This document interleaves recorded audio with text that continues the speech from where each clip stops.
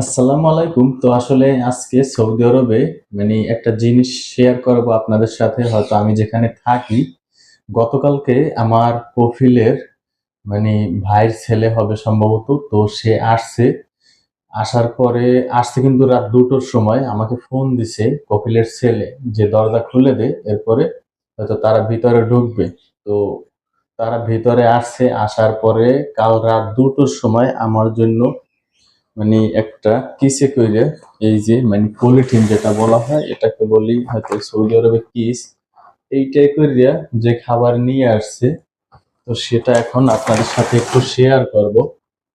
তো দেখেন, এটা হচ্ছে রুটি, যেগুলো ৳১ সম্ভবত ২ পিস না ৩ পিস পাই এরকমের। এর ভিতরে আরো ২ টা আছে। আমি এখন পর্যন্ত খুলি নাই। সরি, খুলছি কিন্তু এইটা খুলি নাই। ওই যে একটা বক্স আছে ওটা খুলি নাই, আর এটা খুলে একটা রুটি বের করছি আর ভিতরে আছে ২ টো।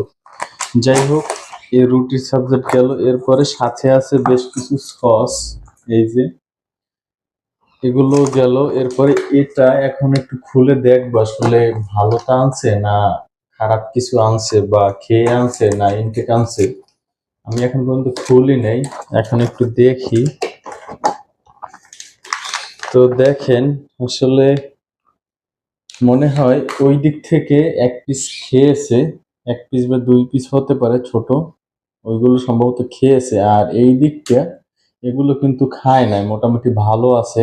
এটা হচ্ছে মুরগি না ছাগল আল্লাহ মাবুদ জানে।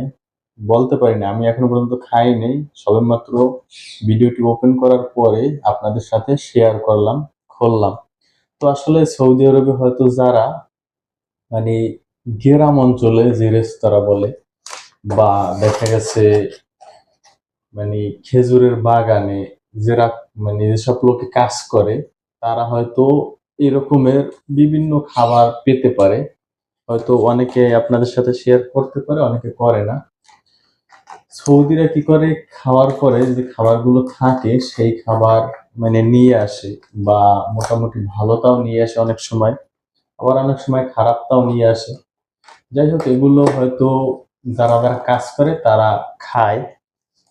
আর অনেক অনেক সৌদিয়ান আছে মানে মোটামুটি ভালো, মাঝে মধ্যে টাকাও দেয়, হয়তো ৳১০, ৳২০, ৳৫০ হাদিয়া হিসাবে দেয়।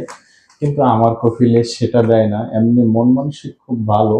মানে ওই রকমের ৳১০, ৳২০, ৳৫০ এখন পর্যন্ত আমি আসার পরে এখন পর্যন্ত পাই নাই আমার কফিলের কাছ থেকে।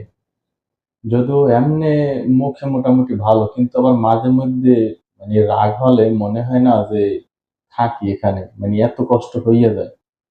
এক কথায় এরা যদি রাগ হয়, আপনার সাথে যদি খারাপ মানে বাজে ব্যবহার করে, তাহলে তার থেকে মারা ভালো এক কথায়।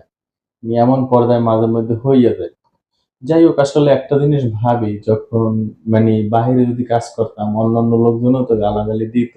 সেগুলো শুনে থাকতে হতো। কিন্তু সে হিসাব করে আমি মূলত থাকি বা কাজ করি।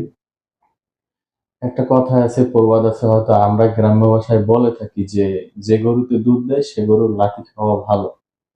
তো সেই হিসাব করেও আবার মাঝে মধ্যে মানে অধৈর্য হই না, ধৈর্য ধরেই থাকি সবসময়।